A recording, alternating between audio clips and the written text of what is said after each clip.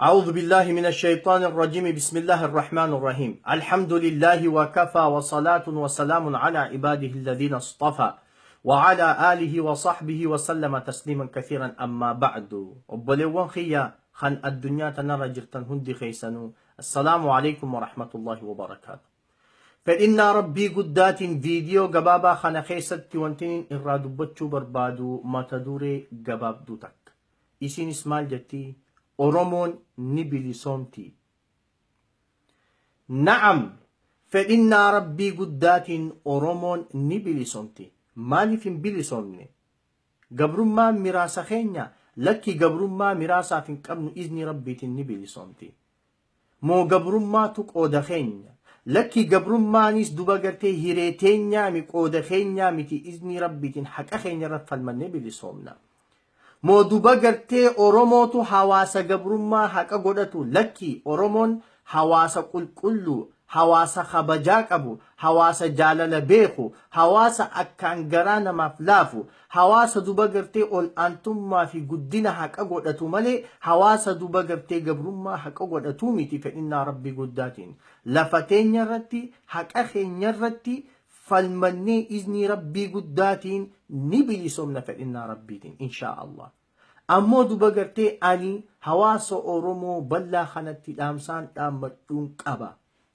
Namni dhugaan bilisummaa Oromiyaa barbaadu, namni dhugaan bilisummaa ummata Oromoo barbaadu, namni dhugaan bilisummaa ummata Oromoo hawwu waan rabbiin jibburraa fagaachuu qaba.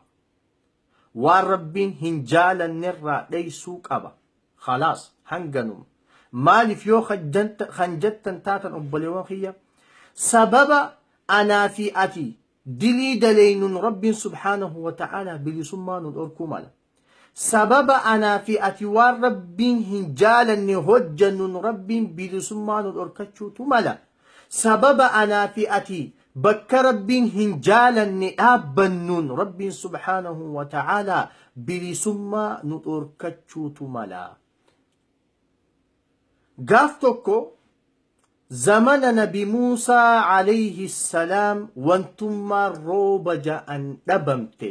Khalaas dachiin tun walitti goggoyde. Beeyladaa waan dheeddu dhabdee duduutee dhumte. Ilmaan xixiqqaan abboottiin hayyooleen shamarran akka jiranitti huhuqqatan. Mukkeen akka jiranitti goggoganii dhuman. Hogguu kana nabi Muusaan ummata isaa nama 70,000 waan shalagamu dirretti gabbaase. Rabbi isaatitti booyee du'aa'i ajaa'ibaatiin rabbi isaa kadhate. Maal je'ee kadhate? Yaa Rabbi innaa nas'aluka, yaa Rabbi nuti si kadhanna bi'axfaali ruddac. Joollee xixiqqoo harma haadhaa hootu tana laalii nuu roobi. Bahaa'ima beeyladaa sammuu hin qabne, beeyladaa waa takkan beeyne tan waa dheeddu tana laaliiti yaa Rabbi nuu roobi. Manguddoo ulee qabattee duba gartee dulloomtee rifeensisii lama tahe, manguddoo akkana goollooytee deemtu tana laaliiti yaa Rabbi nuu roobi jee. Du'aayii ajaa'ibaatiin duba gartee rabbi isaa kadhate. Hogguu kana rabbiin subhaanahu wa ta'ala beeksisatti godhe maal jeen? Yaa Muusaa isin keeysa nama amata 40 guutuuna wajjin walloluutu jira. Nama amata 40 guutuu daangaa kiyya cabsuutu jira. Nama amata 40 guutuu diliinatti dalagu jirutu jira. Sababa isaatiniin an rooba kiyya isinirraa qabadhe hanga namtichisan isin keeysaa bahuu isiniif hin roobuu jeen rabbiin subhaanahu wa ta'ala ahaa. Wanni seenaa tanarraa barannu lakkaas sababa anaa fi ati dilii daleynun, sababa anaa fi ati haraama hojjannun bilisummaa ummata Oromoo dhorkuu ni mallaahi waan jedhu baratta. Seenaan siifit obboleessa kiyya, obboleettii tiyya. Gurra qalbii qaawunna caqasi. Hogguu kana nabi Muusaan alayhi salaam maal jedhe? Yaa Rabbi ummata 70,000 dila kana keeysaa mee akkamittiin beekee baasaa jennaan rabbiin subhaanahu wa ta'ala lallabii jeen. Yaa Rabbi akkamittiin lallabee waliin gaha jennaan rabbiin subhaanahu wa ta'ala maal jeen? Yaa Muusaa alayka nidaa'u wa alayna albalaag.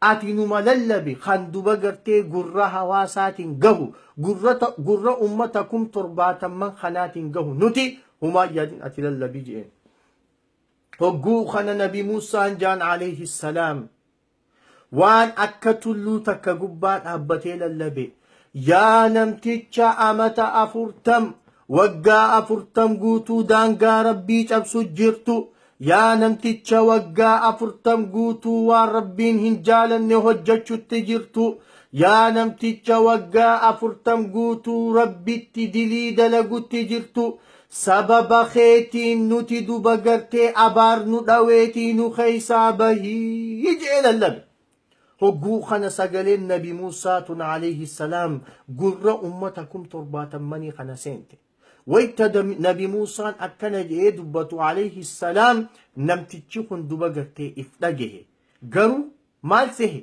nama biraatiitu behee deema sehe namtichi cal je'eetuma taa'e hogguu kana bita je'e mirga je'e if dura laale if boodaas ni laale nam takkallee duba gartee kan yaamiinsa nabi Muusaa kana jalaa awwaatu dhabe hogguu kana duba gartee akka isa taate akka duba gartee rakkoon tun sababaa isaatiin dhufte rakkoon tun duba gartee abaar kun roobni amata meeqaaf isaanirraa citee duba gartee sababa isaatiin ilmaan dhumuun beeyladaan dhumuun biitii guutuun halaakamuun akka isa taate of hubate hogguu kana duba gartee ansoolaasaa matatti marateeti boo'e jedhan namtichi yaa rabbi amat 40 guutuun duba gartee diliisi dalagu jira arraan tana ummata 70 kana duratti na baastee nan qaanyeeysin yaa rabbi je'eeti duba gartee gizee imimmaan gadhiise rabbiin subhaanahu wa ta'aalaa hugguma sarrooba gadhiise osoo duba gartee achi taa'u jiranii namtichi sanis hin baane nabi Muusaanis duba gartee tulluu dhaabbatu sanirraa gadi hin buune roobni duba gartee samiirraa gayyaa'e yaa jama'atal khayr hogguu kana nabi Muusaan ajaa'iba du'e namticha kana barbaade bita je'e mirga je'e ni dhabe hogguu kana yaa rabbi bar namtichi hin baane akkamitti nuu roobdee jennaan rabbiin subhaanahu wa ta'aalaa nabi Muusaa maal jeen alayhi salaam yaa Muusaa ani waaniin gabricha kiyyarraa fedhu arkadheetiin jira gabrichi kiyya akkaan isa sattaru na gaafate akka duba gartee arrabooda dilii hin daleyne akka dhugumaan qulqullaawee tawbatee badii isaatirraa ceephoo buufatee deebi'uu ballama naaf seenee je'ee duba gartee rabbiin nabi Muusatti dubbate hogguu kana nabi Muusaa maal je'e yaa rabbi arinii haadhal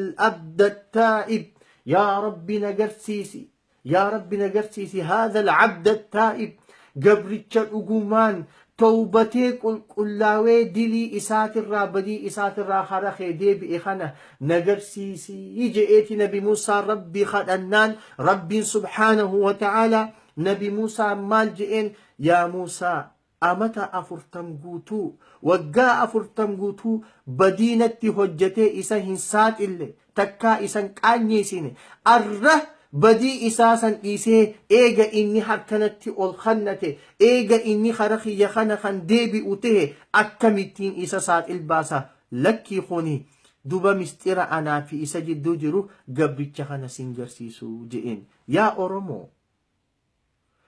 Oromoo wanni seenaa bareedduu tanarraa barannu maali sababa namni tokko badii hojjetuun gandi guutuun riskii dhabuutu maali riskiin dhugaa santam yoo kan jennu taate bilisummaadha bilisummaa olitti riskiin hafte takka illee nu hin jirtu kanaaf namni dhugaan bilisummaa ummata Oromoo barbaadu namni dhugaan guddina ummata Oromoo bilisummaa hawaasa Oromoo hawwu jaalatu dilirraa fagaachuu qaba waan rabbiin jibburraa dhiisuu qaba bakka rabbiin irraa dhaabbadhu je'een irraa dhaabbachuu qaba daangaa rabbii tarkaanfachaa oolu dhiisuu qabnaan isiniin ja'a rabbi subhaanahu wa ta'aalaa ni dandeenya bilisummaa gabrummaan boodaan hin jirre ol fuudhamiinsa kufaatiin boodaan hin jirre guddina boodaan xiqqeenyi hin jirre ummata Oromoo hundaafuu haa kennuun isiniin ja'a yoon dhugaa dubbadhe rabbirraahi يونين دوغتي دوغنغوري نفسياتي يا في شيطان الراهي ربي سبحانه وتعالى dubbii haqaanu haa dubbisu rabbiin subhaanahu wa ta'ala obsaa fi istiqaamaa diin irratti haqa irratti nuuf haa kennu isiniin ja'a. Assalaamu alaikum wa rahmatullahi wa barakaatuhu.